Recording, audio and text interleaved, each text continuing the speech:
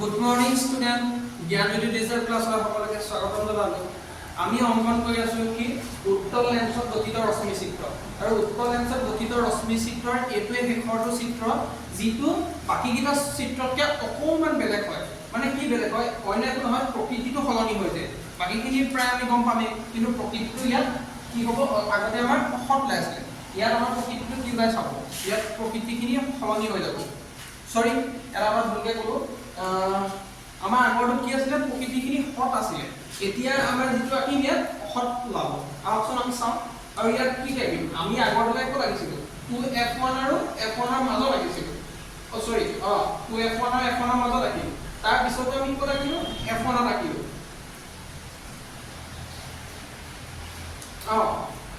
আহকচোন চাওঁ, আমি ক'ত ৰাখিছিলো? ইয়াৰ আগৰ ষ্ট্ৰাকচাৰটো আমি ৰাখিছিলো f1 ত।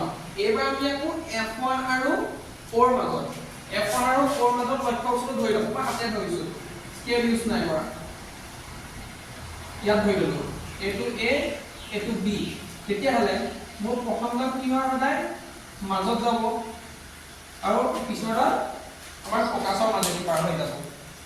সেইটো সবাই জানে, ফকাছৰ মাজেদি পাৰ হৈ যাব। ফকাছৰ মাজেদি মই পাৰ কৰি দিলো। দ্বিতীয় ৰশ্মিডাল কিদৰে আহিছিলে? মেৰুৰ মাজেদি পাৰ হৈ যায়। আমি জানো মেৰুৰ মাজেদি পাৰ হৈ যায়। মেৰুৰ মাজেদি পাৰ হৈ যায়।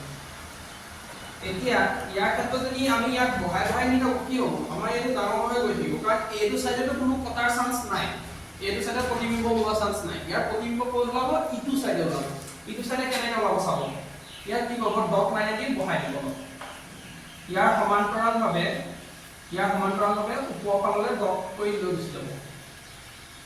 সমান্তৰালভাৱে এনেকৈ ডট কৰি লৈ যাওকচোন। কোনোবা এটা পজিশ্যনত তাত খোৱা দেখা পাব। এইডালো একেধৰণে ইয়াৰ সমান্তৰালকৈ ওপৰলৈ লৈ যাওক ডট কৰি।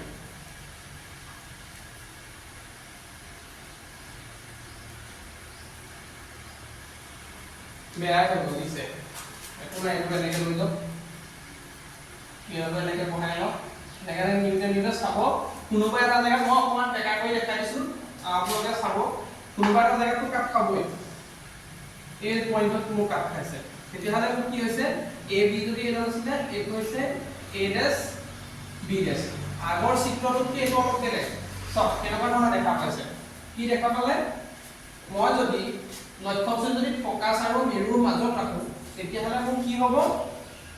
ই আমাৰ লক্ষ্যবস্তুৰ একে চাইডে ওলাইছে নাই প্ৰতিবিম্বটো? লক্ষ্যবস্তুটো এইটো চাইডে আছে, প্ৰতিবিম্ব এইফালে ওলাইছে। আগৰ কি হৈছিলে? লক্ষ্যবস্তু যদি ইয়াত ৰাখিছিলো, প্ৰতিবিম্ব ইফালে ওলাই আছিলে আৰু ওলোটা ওলাই আছিল। কিন্তু ইয়াত অকণমান বেলেগ দেখা পাইছো। সেইটোকে লিখক, প্ৰতিবিম্বৰ স্থানটো কি হৈছে?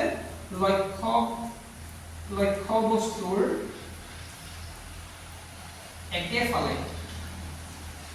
লক্ষ্যবস্তুৰ একেফালে আছে। একেফালে 2f1 ৰ বাহিৰত লিখিব পাৰে। 2f1 ৰ বাহিৰত দেখা পোৱা যাব। গঠন হ'ব। ইয়াত আকাৰটো কেনেকুৱা হ'ব? আকাৰটো দেখিলেই গম পাইছে। এ বি এইটো কুৱেশ্যন ইমানটো আছে, এইটো কি হৈছে? ডাঙৰ হৈছে, মানে বিবৰ্ধিত। আৰু ইয়াৰ প্ৰকৃতি, এই প্ৰকৃতিটোৱে দৰকাৰ। পৰীক্ষাত আমাক খুব সুধে থাকে কি? যদি আমি উত্তল লেন্সত লক্ষ্যবস্তু যদি f1 আৰু এইটো শুদ্ধ হৈ ল'ব দেই, f1 আৰু ওৰ মাজত ৰখা হয়, ওৰ মাজত ৰখা হয়, তেন্তে আমাৰ প্ৰকৃতি কি ওলাব? এতিয়া প্ৰকৃতিটো সৎ নে অসৎ? চাওকচোন, আগৰখিনি আমি কি কৰি আছিলো? সৎ আঁকি আছিলো। ইয়াৰ ক্ষেত্ৰত প্ৰকৃতি কি হ'ব? সৎ হ'ব নে অসৎ হ'ব?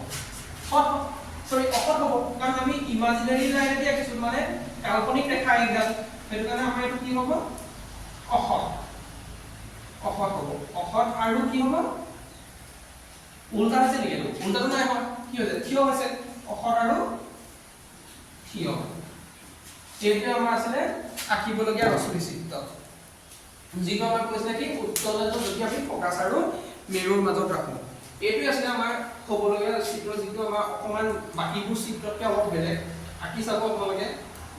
ভালকে ওলাব আপোনালোকৰ জেগাত ওলাব ভালকে ধুনীয়াকৈ থাকিব মই হাতে যিহেতু অকণমান পঢ়াবলৈ দিগদাৰ হয় কাৰণে মই আপোনালোক কাটি মেলি দেখাইছোঁ বেকা কৰি দিছোঁ এইখিনিতে আপোনালোকে আহিলে ধুনীয়াকৈ ওলাব ধন্যবাদ বাই বাই